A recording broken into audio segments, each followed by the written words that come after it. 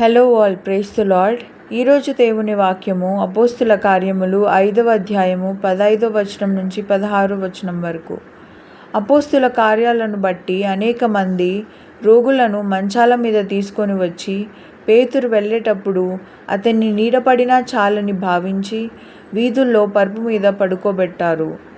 యెరూషలేము చుట్టుపక్కల ఉన్న పట్టణపు ప్రజలు తీసుకొని వచ్చి రోగులు, అపవిత్ర ఆత్మలతో పీడింపబడే వారందరూ కూడా స్వస్థపడ్డారు.